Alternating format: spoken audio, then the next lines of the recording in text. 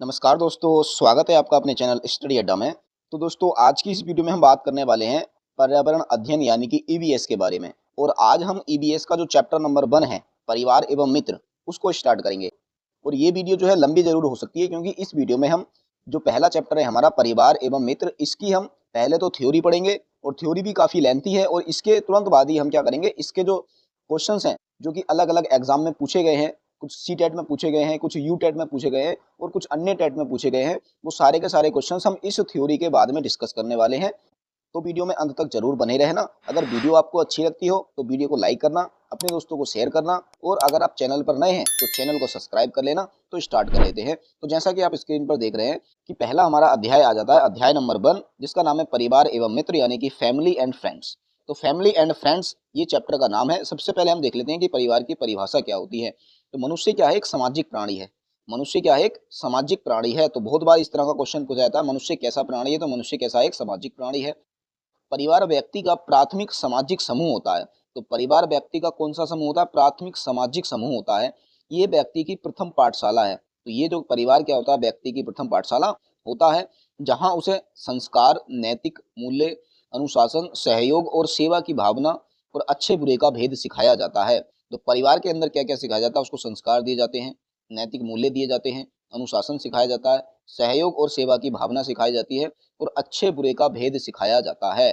ठीक हो गया। अब देख लेते हैं हम परिवार की विशेषताएं। तो परिवार में कौन कौन सी विशेषताएं होती हैं। तो पहला क्या है कि जो परिवार होता है वो समाज की प्राथमिक इकाई होता है। ठीक है, तो ये क्या है, प्राथमिक इकाई है, समाज की सबसे छोटी इकाई है। तो क्वेश्चन ये पूछा था कि समाज की सबसे छोटी इकाई कौन सी है, तो वो है हमारा परिवार है।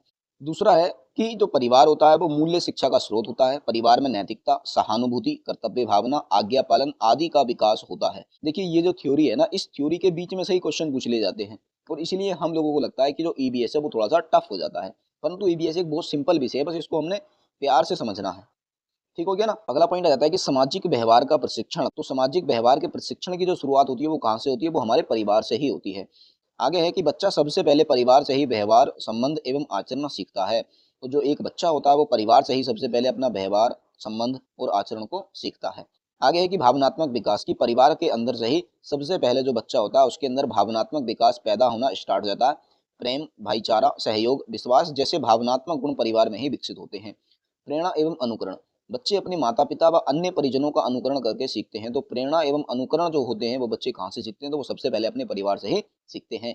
परिवार शब्द की उत्पत्ति कैसे हुई है, तो अंग्रेजी शब्द फैमिली की उत्पत्ति लैटिन के शब्द फैमुलस से हुई है, जिसका अर्थ होता है सेवक। तो परिवार का जो अर्थ होता है वो क्या होता है, सेवक होता है। संस्कृत में परिवार का अर्थ है माता पिता, बच्चे एवं अविवाहित सदस्य। तो संस्कृत के अंदर जो परिवार का अर्थ होता है वो होता है कि एक परिवार में माता पिता होंगे, उनके बच्चे होंगे और जितने भी अविवाहित सदस्य होंगे ये सारे के सारे एक परिवार के अंदर आ जाएंगे। जो विवाहित हो जाएंगे उनका अलग परिवार बन जाता है फिर।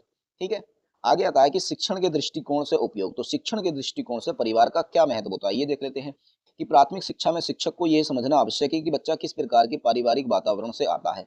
देखिए, प्राथमिक शिक्षक को सबसे पहले यह जानना बहुत जरूरी है कि बच्चा किस वातावरण से निकल कर आ रहा है, किस बैकग्राउंड से निकल कर आ रहा है। भाई, जिस बैकग्राउंड से बच्चा निकल कर आ रहा है हमें उसके अकॉर्डिंग ही बच्चे को प्राथमिक स्कूल में शिक्षा देनी होती है। आगे है कि शिक्षण अधिगम प्रक्रिया में परिवार के योगदान को समझाना और सम्मिलित करना चाहिए। कि कोई भी जो एक शिक्षण अधिगम प्रक्रिया होती है उसके अंदर हमने परिवार का जो योगदान होता है उसको बच्चे को पढ़ाना चाहिए। आगे लिखा समावेशी शिक्षा। जो समावेशी शिक्षा में परिवार की भूमिका विशेष रूप से मानी जाती है, विशेषकर चिल्ड्रंस विद स्पेशल नीड्स, बच्चों के लिए। तो जो समावेशी शिक्षा होती है इसके अंदर परिवार की जो भूमिका होती है वो बहुत ही ज़्यादा महत्वपूर्ण मानी जाती है। थोड़ा सा हम परिवार की विशेषताएं देख लेते हैं, कैरेक्टरिस्टिक्स ऑफ फैमिली। तो ये सारी के सारी इनकी विशेषताएं लिखी हैं परिवार की, हम इनको देख लेते हैं। कि सामाजिक संस्था, परिवार क्या होता है, एक सामाजिक संस्था होती है। परिवार समाज की एक मूल इकाई है जहाँ सामाजिक मूल्य और व्यवहार सिखाए जाते हैं। परिवार से हमारा क्या होता है, रक्त संबंध होता है। परिवार के सदस्य जन्म या विवाह द्वारा आपस में जुड़े होते हैं। नाम एवं वंशावली, परिवार व्यक्ति को उसकी पहचान और वंश प्रदान करता है। सामाजिक सुरक्षा की बुनियादी इकाई, संकट के समय में परिवार सुरक्षा के और सहयोग देता है। वैवाहिक अनिवार्यता, अधिकांश परिवारों की स्थापना विवाह के माध्यम से होती है। निवास स्थान, परिवार एक साथ रहने का भौतिक स्थान साझा करता है। आर्थिक व्यवस्था, परिवार में आर्थिक संसाधनों का साझा उपयोग होता है।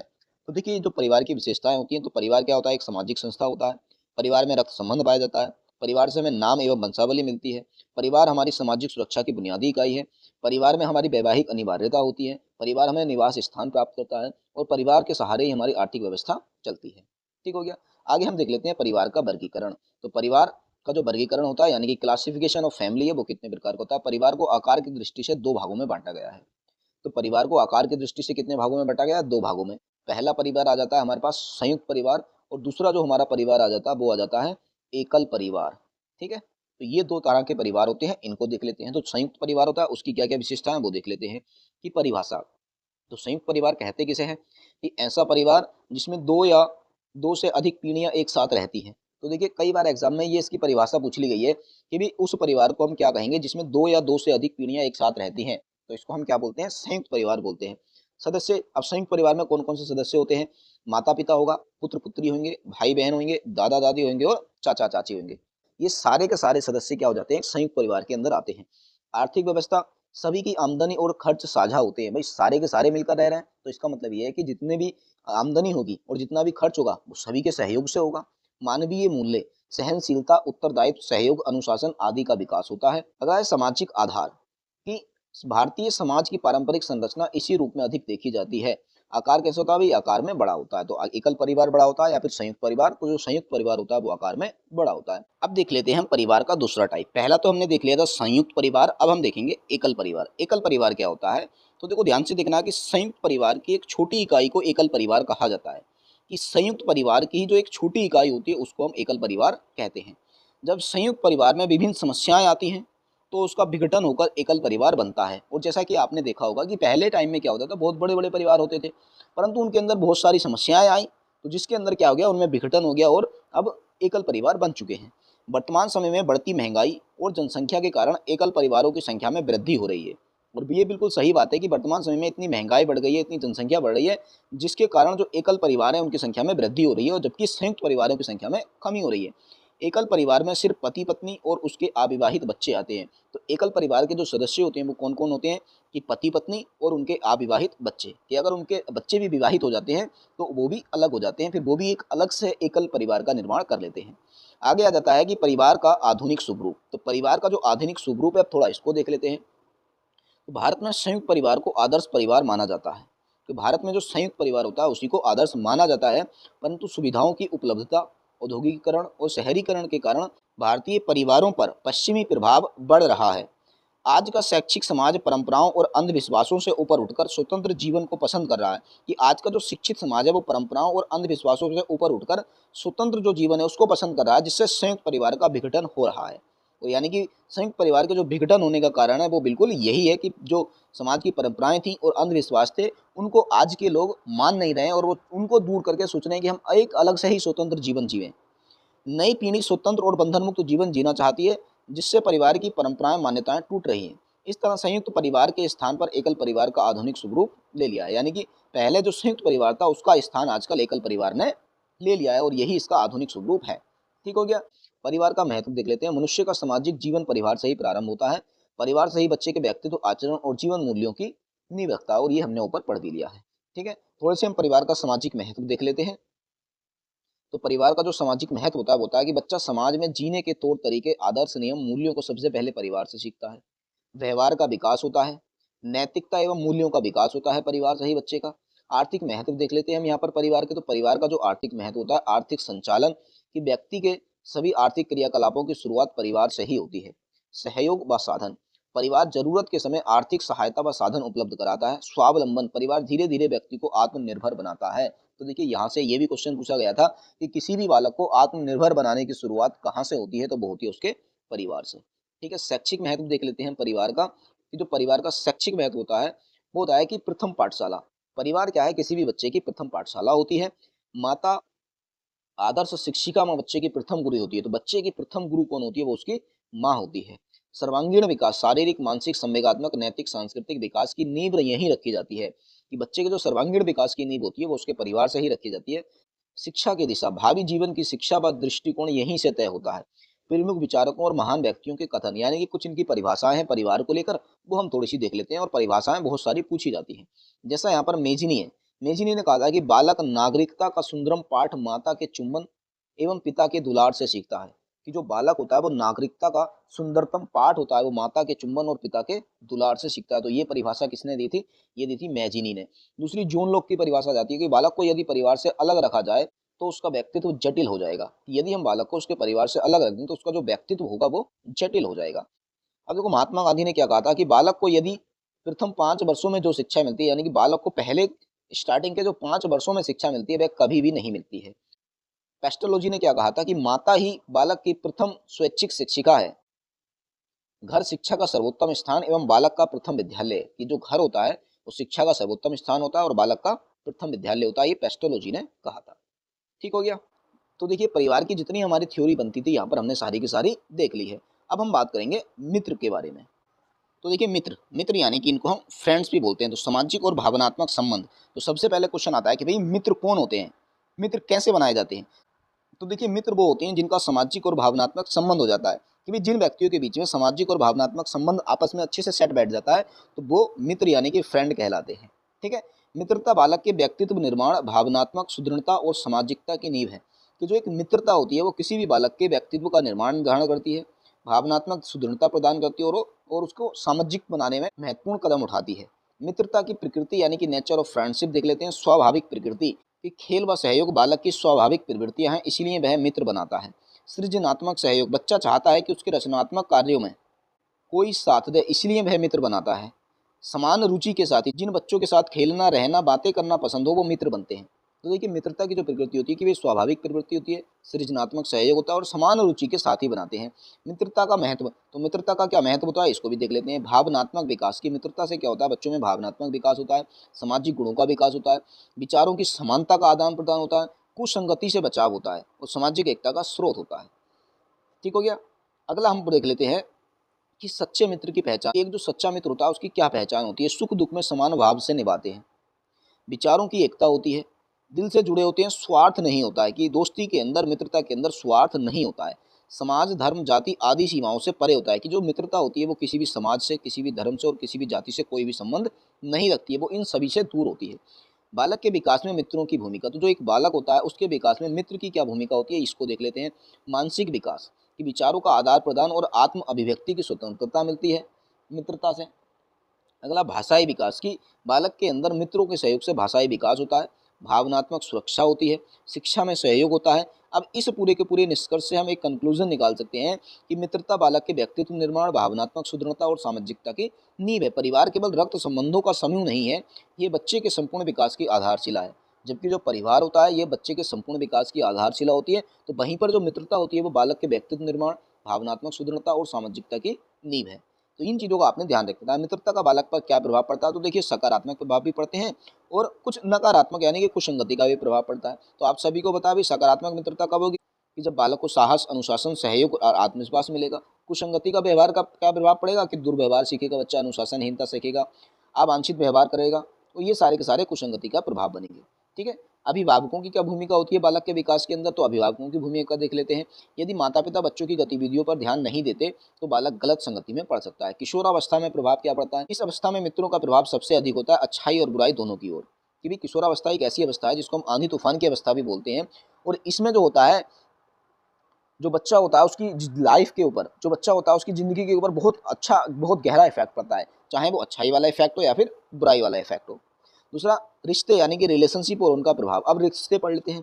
तो परिवार के रिश्ते, देखिए परिवार का रिश्ता हमारे माता पिता, भाई बहन, दादा दादी, चाचा चाची, इनका बालक पर गहरा प्रभाव पड़ता है। व्यक्तित्व विकास, कि रिश्तों से क्या होता है, बालक के व्यक्तित्व का विकास होता है। बालक क्या करता है, रिश्तों से बालक कर्तव्य, समझदारी, सहयोग, आभाषा और समझ, बालक यह सीखता है कि कौन रिश्तेदार कौन है, क्या कौन कैसे गुण सुखाता है।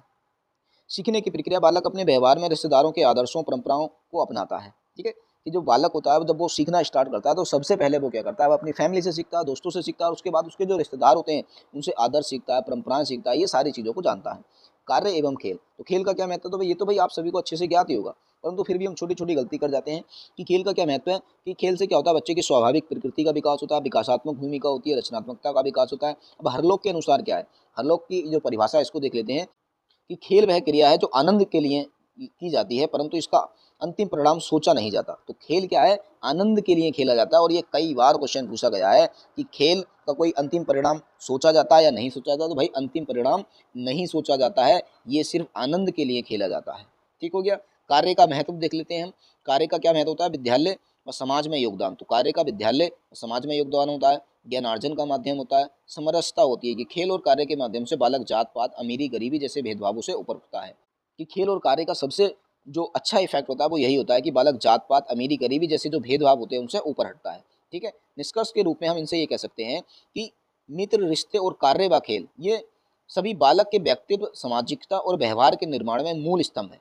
कि जो हमने पढ़े हैं, पहले इसमें मित्र पढ़े हैं, रिश्ते पढ़े हैं, कार्य व खेल पढ़े हैं, तो ये तीनों क्या होते हैं, बालक के व्यक्तित्व में, सामाजिकता में और व्यवहार के निर्माण में मूल स्तंभ है। तो क्वेश्चन पूछ लेता है कि बालक के व्यक्तित्व और सामाजिकता और व्यवहार के निर्माण में जो मूल स्तंभ है वो कौन कौन से हैं, तो वो है मित्र, रिश्ते और कार्य व खेल। तो ये 3 स्तंभ हैं। ठीक है, इनका भी आपने ध्यान रख लेना है। आगे हम देख लेते हैं बालक की शिक्षा में कार्य एवं खेल की भूमिका। तो देखो ये हमने आपको ऊपर बता भी दिया, थोड़ा स्पीड में देख लेते हैं हम कि कार्य और खेल से बालक जटिल ज्ञान को सरलता से सीखता है, जटिल ज्ञान को सरलता से समझता है। एक क्रियात्मक अधिगम है, लर्निंग बाय डूइंग को प्रोत्साहित करता है कि बच्चा कार्य और खेल के माध्यम से किसी कार्य को करता है और फिर सीखता है। खेल बालकों में सृजनात्मकता व कल्पनाशीलता को बढ़ाता है। बालक का शारीरिक, मानसिक, सामाजिक, नैतिक व भावनात्मक विकास होता है। बालक में टीम वर्क, अनुशासन, सहानुभूति जैसे गुणों का विकास होता है। मिट्टी, खिलौनों, रंग, घरेलू वस्तुएं आदि से रचनात्मक गतिविधियों में भाग लेता है। पढ़ाई में रुचि बढ़ती है तथा अभिव्यक्ति और आत्मविश्वास बढ़ता है। अब परिभाषा जाती है खेल की ओर। ठीक है, खेल वह क्रिया है जो आनंद के लिए की जाती है, परिणाम की चिंता नहीं होती है। ये हमने आपको ऊपर भी बता दी है कि खेल जो होता है वो आनंद के लिए खेला जाता है, इसके अंतिम परिणाम की कोई भी चिंता नहीं होती है। अगर हम देख लेते हैं कि जानवरों वाला, कि पालतू जानवरों और जीव जंतुओं का बालक पर क्या प्रभाव पड़ता है, तो बालक जीव जंतुओं के बारे में प्रारंभिक ज्ञान परिवार से प्राप्त करता है। तो इनका जो जीव जंतु के बारे में जो प्रारंभिक ज्ञान होता है वो बालक अपने परिवार से प्राप्त करता है। जानवरों के साथ खेलकर वह उनके प्रति स्नेह, दया, संवेदना सीखता है। पालतू जानवरों को परिवार का सदस्य मानता है और उत्तरदायित्व का अभ्यास करता है। बच्चों में प्रेम, सेवा भाव, अनुशासन जैसे गुणों का विकास होता है। कि पालतू जानवरों के साथ रहने से बच्चे में प्रेम, सेवा भाव, अनुशासन जैसे गुणों का विकास हो जाता है। बालक ये जानता है कि पशु पक्षियों की भोजन, सुरक्षा, स्वभाव आदि की क्या जरूरतें होती हैं। कि बालक यही जान जाता है कि पशु पक्षियों को भी हमारी तरह भोजन की जरूरत पड़ती है। आगे की जीवों के अवलोकन से उनकी शारीरिक रचना, व्यवहार और उपयोगिता को सीखता है। शिक्षक इन विषयों के अनुभवों को शिक्षा से जोड़ सकते हैं, पर्यावरण अध्ययन, विज्ञान आदि में। अब हम देख लेते हैं जीव जंतुओं के प्रकार। तो देखो इस तरह के छोटे छोटे क्वेश्चंस भी पूछे जाते हैं और जबकि बहुत सिंपल है ये, यहाँ से कुछ भी नहीं होता, परंतु फिर भी हम क्या होते हैं, जल्दबाजी के चक्कर में गलतियां कर जाते हैं। कुछ थोड़े थोड़े ऐसे नाम आ जाते हैं जो हमारे ध्यान पे नहीं आते हैं और हम गलतियां कर जाते हैं। तो जो जंतु होते हैं वो कोशिकाओं के आधार पर, कोशिकाओं की संख्या के आधार पर 2 प्रकार के होते हैं। एक कोशिकीय यानी कि यूनिसेलुलर ऑर्गेनिज्म, दूसरा बहुकोशिकीय जंतु यानी कि मल्टीसेलुलर ऑर्गेनिज्म। एक कोशिकीय जैसे कि यहाँ इसके नाम से हमें दिख रहा है कि एक कोशिका, तो ये एक कोशिका से बने होते हैं। भाई एक कोशिका से बने होंगे तो कोशिका तो इतनी छोटी होती है कि हमें दिख भी नहीं सकती है, तो इसका मतलब इन्हें हम सूक्ष्मदर्शी से देखते हैं। इनके उदाहरण देख लेते हैं, अमीबा, यूग्लिना और पैरामीशियम। तो अमीबा, यूग्लिना और पैरामीशियम ऐसे हैं कि जो कि एक कोशिकीय होते हैं, हमें सूक्ष्म आंखों से नहीं दिख सकते हैं, इसलिए हमें इनको सूक्ष्मदर्शी से देखना पड़ता है। ठीक हो गया। दूसरा आ जाता है बहुकोशिकीय जंतु। बहुकोशिकीय जंतु कौन से होते हैं भाई, बहुकोशिकीय नाम से स्पष्ट हो रहा है, बहुत कोशिका यानी कि अनेक कोशिकाओं से मिलकर बने होते हैं। भाई जब अनेक कोशिकाओं से मिलकर बने होंगे तो इनकी जो रचना होगी वो जटिल होगी, यानी कि शरीर जटिल रचना वाला होता है। उदाहरण सभी बड़े जानवर जैसे गाय, कुत्ता, पक्षी आदि, और हम भी आ गए, इंसान भी इसी के अंदर आ जाते हैं कि इसके अंदर जितने भी बड़े के बड़े जानवर आ जाते हैं वो सारे के सारे बहुकोशिकीय होते हैं और इनको हम अपनी आंखों से देख सकते हैं। जंतुओं के प्रकार, टाइप्स ऑफ एनिमल। तो टाइप्स ऑफ एनिमल देख लेते हैं। पोषण के आधार पर हम जंतुओं के प्रकार पढ़ लेते हैं यहाँ पर। तो सबसे पहले हम पढ़ेंगे आत्मपोषी जंतु यानी कि ऑटोट्रोफस। आत्मपोषी, आत्म यानी कि खुद बनाते हैं, पोषण यानी कि स्वयं भोजन बनाते हैं। तो आत्मपोषी यानी कि ऑटोट्रोफस वो होते हैं जो कि स्वयं भोजन बनाते हैं, जैसे कि यूग्लिना। अब यूग्लिना में क्या होता है ना, क्लोरोप्लास्ट होता है और एक क्लोरोप्लास्ट के कारण सनलाइट के प्रेजेंस में फोटोसिंथेसिस प्रोसेस करके अपना खाना खुद ही बना लेता है। परपोषी जंतु क्या होते हैं, हेटरोट्रोफस। कि परपोषी यानी कि पर माने कि दूसरा दूसरे के ऊपर भोजन के लिए निर्भर रहते हैं, यानी कि अपना भोजन स्वयं नहीं बनाते हैं, दूसरों पर निर्भर रहते हैं। सभी जंतु सामान्यतः परपोषी होते हैं। और देखिए जितने भी जंतु होते हैं वो क्या होते हैं, परपोषी होते हैं। हम खुद है, हम इंसान है भाई, हम भी परपोषी हैं, अपना भोजन खुद नहीं बनाते हैं, हम भी भोजन के लिए दूसरों पर निर्भर रहते हैं। अब आप में से कोई ये मत कहना कि हमारी मम्मी तो खाना खुद बनाती है, हम भी बना लेते हैं। तो भाई वो जो खाना आ रहा है वो आया कहाँ से है, वो तो किसी और ने बनाया। गेहूं किसने बनाया, ये प्लांट्स ने बनाया। तो प्लांट्स ने खुद बनाया है। आपने क्या किया, उनसे भोजन चुराया और फिर उसको अपने स्वाद के अनुसार बना रहे हो, तो आपने वो भोजन बनाया नहीं है। ठीक है। दूसरा आ जाता है कि प्रजनन के आधार पर। प्रजनन के आधार पर भी जंतु 2 प्रकार के होते हैं, अंडज यानी कि ओविपेरस और जरायु जंतु यानी कि विविपेरस। अंडज यानी कि नाम से स्पष्ट हो जा रहा है, अंडे देने वाले जंतु जैसे कि पक्षी, मछली, सरीसृप। विविपेरस यानी कि जरायुज जंतु ये वो जंतु होते हैं जो कि बच्चे को जन्म देते हैं, जैसे गाय, हाथी, मनुष्य और भी बहुत सारे हो जाते हैं। ठीक हो गया। अब शरीर की संरचना के आधार पर हम जंतु देख लेते हैं। शरीर की संरचना के आधार पर जंतु भी दो प्रकार के होते हैं, अकोशिकीय यानी कि इनवर्टिब्रेट्स और कोशिकीय जंतु यानी कि वर्टिब्रेट्स। इनवर्टिब्रेट्स जंतु वो होते हैं जिनके अंदर शरीर में अस्थियां यानी कि हड्डियां नहीं होती हैं, जैसे कि कीट हो गए, केंचुआ हो गए और झींगा हो गए। जबकि देखिए इनवर्टिब्रेट्स वर्टिब्रेट्स की एक अलग से जूलॉजी के अंदर हम सब्जेक्ट पढ़ते हैं, बहुत बड़ी बुक्स आती हैं इनकी, परंतु यहाँ पर हमें इतना थोड़ी पढ़ना है, तो सिंपल देखना है और सिंपल यहाँ पूछा जाता है कि कोशिकीय जंतु वर्टिब्रेट्स के होते हैं, शरीर में अस्थियां और कंकाल होता है इनके, जैसे कि उदाहरण में हम कुत्ता, गाय, हाथी, मनुष्य देख सकते हैं। ठीक हो गया। अगला हमारा टाइप आता है कि आवास के आधार पर। आवास के आधार पर भी जंतु कई प्रकार के होते हैं, जलचर और स्थलचर। जलचर जो जल में पाए जाते हैं, स्थलचर जो स्थल पे पाए जाते हैं। ठीक है, एक्वाटिक एनिमल्स यानी कि जल में पाए जाते हैं, जैसे कि मछली, तारा मछली। स्थलचर जंतु टेरेस्ट्रियल एनिमल्स जो यानी कि स्थल पर रहते हैं, यानी कि भूमि पर रहते हैं, जैसे कि भूमि पर रहने वाले जंतु हो गए हमारे, इनके नाम हम देख लेते हैं, शेर, चूहा, बंदर, ये सारे के सारे, मनुष्य भी इसमें ही आ जाता है। ठीक है। मरुस्थलीय जंतु यानी कि डेजर्ट एनिमल्स। डेजर्ट एनिमल्स यानी कि जो मरुस्थल में रहते हैं, यानी कि जल की कमी वाले स्थानों में पाए जाते हैं, जैसे कि ऊंट, छिपकली आदि हो गए। अगला आ जाता है वायवीय जंतु। वायवीय जंतु वो होते हैं जो कि वायु में रहते हैं, यानी कि आकाश में उड़ने वाले जंतु होते हैं, जैसे कि उदाहरण पक्षी हो गए और चमगादड़ हो गए। स्तनधारी जंतु जिनको हम मैमल्स बोलते हैं, शरीर पर इनके बाल होते हैं, बच्चों को दूध पिलाते हैं, जैसे कि गाय, बकरी, हाथी और मनुष्य। तो ये सारे के सारे मैमल्स में आ जाते हैं। ठीक हो गया।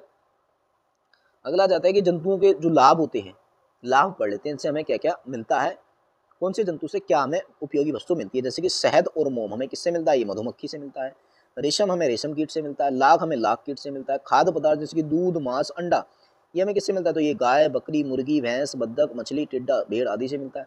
चमड़ा, चमड़ा किन किन जानवरों से प्राप्त होता है, तो गाय, बकरी, ऊंट, भेड़, हिरन आदि से। यातायात एवं भार वाहन कौन सा होता है, घोड़ा, ऊंट, बैल और याक। अभी देखिए आप सोचोगे भाई ये तो बहुत सिंपल है, यहाँ से क्वेश्चन कैसे बनते हैं, तो देखिए यहाँ से क्वेश्चन ऐसे बन जाते हैं कि मान के चलो ये आपको चार ऑप्शन दे देगा, कि आपको चार एनिमल्स के नाम दे देगा, कोई भी चार एनिमल्स के नाम दे देगा और आपसे पूछ लेगा कि इनमें से किस जानवर से हमें चमड़ा प्राप्त होता है, हमें इनमें से किस जंतु से हमें लाख प्राप्त होता है, और आपको चार ऑप्शन दे देगा, वहां पर आपने टिक करना होता है। हालांकि सिंपल होते हैं परंतु फिर भी बहुत सारे लोग यहाँ पर गलती कर जाते हैं।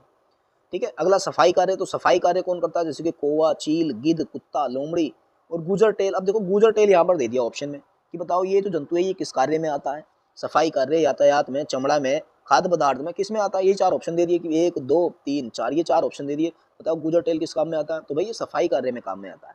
इस तरह के क्वेश्चन दे देता है, बहुत सिंपल होते हैं, बस आपको थोड़ा सा एक बार देखने की जरूरत होती है। ठीक हो गया।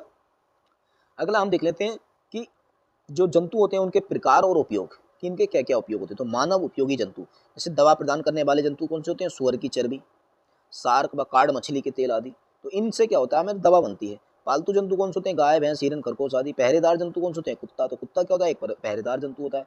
मनोरंजन करने वाले जंतु कौन से होते हैं, मुर्गों की लड़ाई, बंदर का नाच, भालू का नाच, ये सारे उसके सारों से क्या हो जाता है, हमारा मनोरंजन होता है। ठीक हो गया।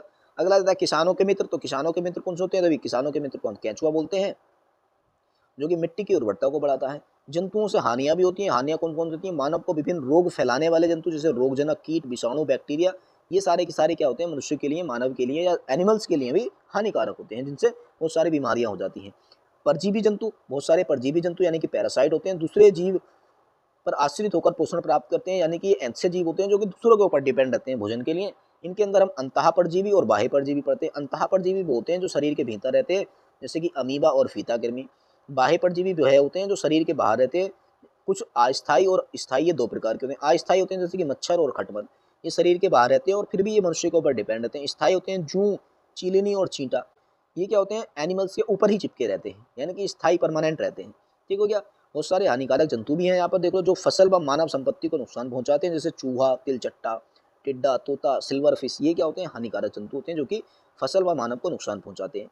अब हम थोड़ा से प्लांट्स देख लेते हैं। सबसे पहले देखो हमने इस वीडियो में क्या देखा था भाई, सबसे पहले हमने परिवार के बारे में देखा था, उसके बाद हमने मित्र पढ़े, मित्र के बाद हमने इसमें पढ़ा कार्य एवं खेल पढ़े, कार्य एवं खेल पढ़ा, और इसी के हमने हम रिश्ते भी पढ़े थे कि कौन कौन से रिश्ते होते हैं, कौन कौन से रिश्तेदार होते हैं। फिर हमने जंतु देख लिया, और अब हम इसके अंदर क्या पढ़ेंगे, प्लांट्स यानी कि पौधों के बारे में पढ़ेंगे। प्रकार और इनका सीधा सीधा वर्गीकरण देख लेते हैं। तो आकार के आधार पर पौधों का वर्गीकरण, तो आकार के आधार पर जो पौधों का वर्गीकरण होता है उसमें सबसे पहले आ जाते हैं वृक्ष यानी कि ट्रीज। तो ये क्या होते हैं, लंबे व मजबूत होते हैं, जड़ें गहरी, तना कठोर होता है, शाखाएं पत्तियां बहुत होती हैं, जैसे आम, नीम और पीपल, ये सारे के सारे वृक्ष के अंदर आ जाते हैं। ठीक है। अगला आ जाता है झाड़ियाँ, इनको हम सर्ब्स भी बोलते हैं। तो झाड़ियाँ सर्ब्स क्या होती हैं, ये मध्यम आकार की होती हैं, तना वृक्ष जैसा कठोर होता है, शाखाएं जमीन से थोड़ी ऊपर निकलती है, यानी कि वृक्ष बहुत लंबे होते हैं बहुत ज़्यादा लंबे हो जाते हैं, परंतु इनकी जो ये जो झाड़ियाँ होती हैं ये मध्यम आकार की हो जाती हैं और इनकी जो शाखाएं होती हैं वो भाई जमीन से लगी रहती हैं। ठीक है, जैसे कि गुलाब और गुड़हल।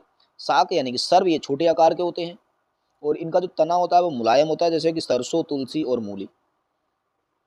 दूसरा टाइप आ जाता है पुष्पधारी यानी कि फ्लोवरिंग प्लांट्स। तो फ्लोवरिंग प्लांट्स क्या होते हैं, इसमें जड़, तना, पत्तियां, फूल व फल होते हैं। फल के अंदर बीज होता है, जैसे कि गेंदा, आम, सेब, गुलाब आदि हो गए। पुष्पविहीन नॉन फ्लोवरिंग प्लांट्स, इनमें फूल नहीं होते हैं। इनमें फूल नहीं होते हैं, बीज, तना, पत्तियां तो होती हैं, जैसे कि शैवाल, फर्न, कवक यानी कि फंगस। ये सारे के सारे किसमें आ जाते हैं, नॉन फ्लोवरिंग प्लांट्स में आ जाते हैं। ठीक हो गया।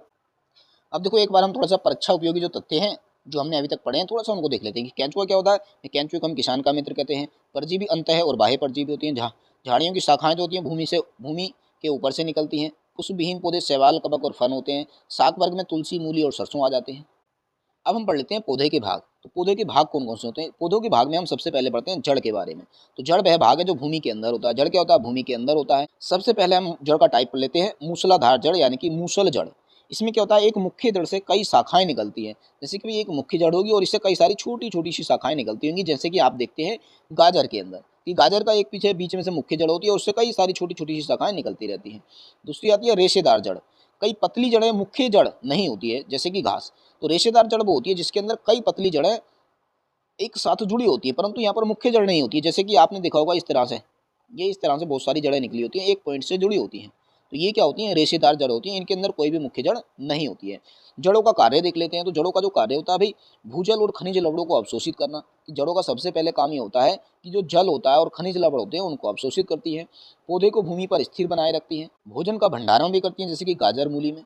जल व पोषक तत्वों व अन्य भागों में परिवहन का कार्य करती है। तो ये सारे के सारे हमारे जड़ों के कार्य आ जाते हैं। अब हम देख लेते हैं पौधे का जो दूसरा भाग आता है तना। तो तना क्या होता है, भूमि के ऊपर रहने वाला भाग है। पौधों को आकार व मजबूती देता है। तना सबसे मजबूत भाग होता है। तो सबसे मजबूत भाग कौन सा होता है, वो तना ही होता है। गांठों से पत्तियां और शाखाएं निकलती हैं। ठीक है। अगला आ जाता है तने के कार्य। तो तने का कार्य क्या होता है, ये यांत्रिक मजबूती देता है। जल व लवणों को पत्तियों तक पहुंचाता है। कि जो जड़ ने अवशोषित किया है जल और खनिज लवण, उनको पत्तियों तक पहुंचाने का कार्य तने के ही द्वारा होगा। पत्तियों से भोजन अन्य भागों में पहुंचता है। रूपांतरित तने मुख्य रूप से भोजन संग्रह, जैसे आलू। तो आलू क्या होता है भाई, एक तना है, तो कोई जड़ नहीं होती है। इस चीज का आपने ध्यान रखना है। तो क्वेश्चन पूछ लेता है कि आलू क्या है, जड़, तना या पत्ती। तो आलू क्या होता है, तना होता है। पौधे का तो तीसरा भाग आ जाता है पत्तियां। अब हम पत्तियों को देख लेते हैं, पत्तियों का क्या क्या कार्य होता है। तो पौधे का प्रमुख हरा भाग होता है पत्तियां। हरापन क्लोरोफिल के कारण होता है। कि पौधों की जो पत्तियां हरी होती हैं वो क्लोरोफिल के कारण होती है। ये भोजन निर्माण में सहायक होती हैं। सूर्य, जल, वायु से प्रकाश संश्लेषण की प्रक्रिया में भोजन बनाती हैं ये पत्तियां। ठीक है। इनके और हम कार्य देख लेते हैं। इनके जो कार्य होते हैं, सबसे पहले हमने बता दिया है कि प्रकाश संश्लेषण द्वारा भोजन बनाती हैं और सांस क्रिया द्वारा गैसों का विनिमय करती हैं और इनके द्वारा ही गैसों का विनिमय होता है। अगला जो पौधे का हमारा भाग आ जाता है वो आ जाता है पुष्प यानी कि फ्लोवर। पुष्प विभिन्न रंगों के होते हैं। सभी पुष्प समान नहीं होते हैं। मुख्य भाग इनके पंखुड़ियां होती हैं और इनका काम क्या होता है, गंध और रंग होता है।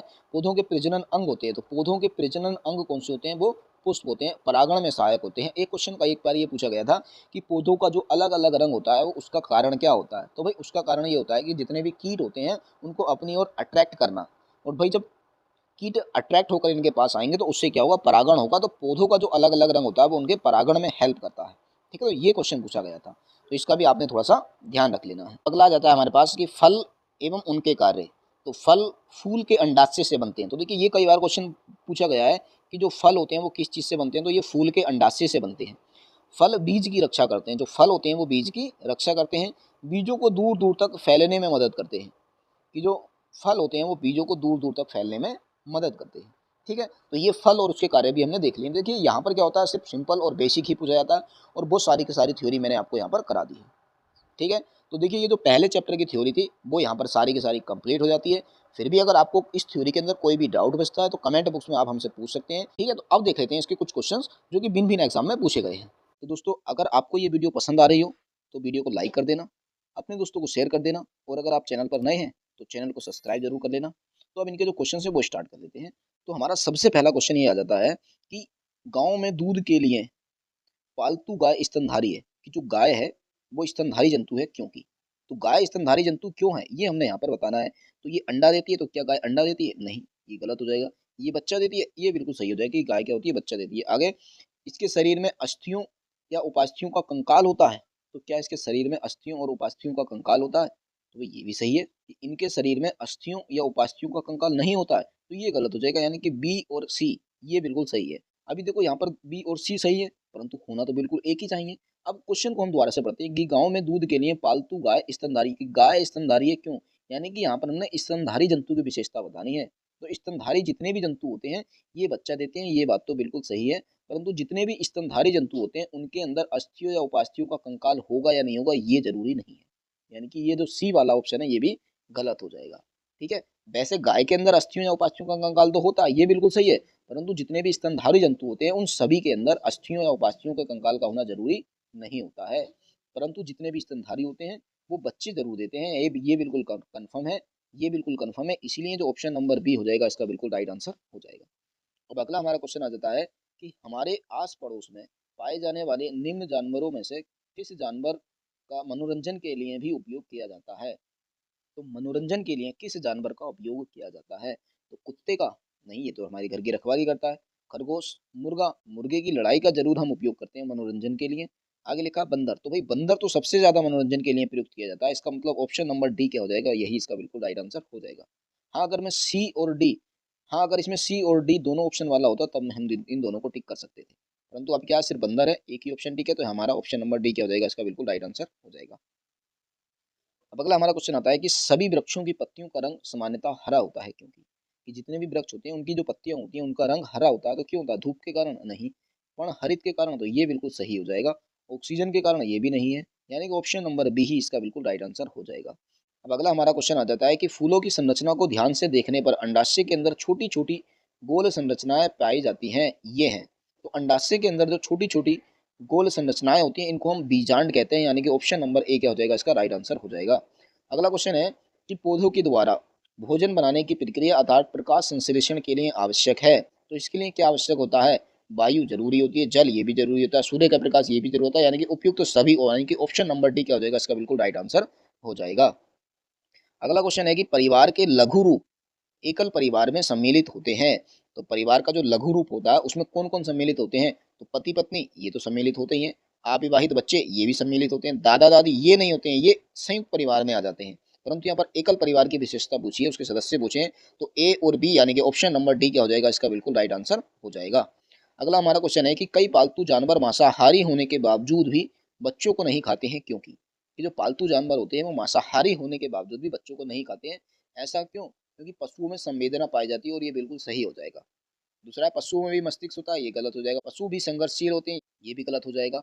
पशु परिवार के सदस्यों के बारे में समझ रखते हैं, तो ये भी सही हो जाएगा, परंतु जो ऑप्शन नंबर ए है यही इसका बिल्कुल राइट आंसर हो जाएगा। ठीक है, अगला क्वेश्चन है पैरामीशियम है, तो पैरामीशियम कैसा जीव है? तो पैरामीशियम देखो, ये मैंने आपको बताया था कि जो पैरामीशियम अमीबा और यूग्लिना होते हैं ये एक कोशिकीय जीव होते हैं।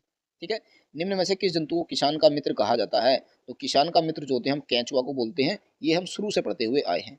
अगला है कि सब्जी के रूप में सर्वाधिक उपयुक्त होने वाला आलू है, तो सब्जी के रूप में जो उपयुक्त होता है आलू, तो पूछा भी आलू क्या है, जड़ है, फल है, फूल है या तना है? तो हमने आपको बताया था कि जो आलू होता है वो तना होता है, इसका मतलब ऑप्शन नंबर डी क्या हो जाएगा, इसका राइट हो जाएगा।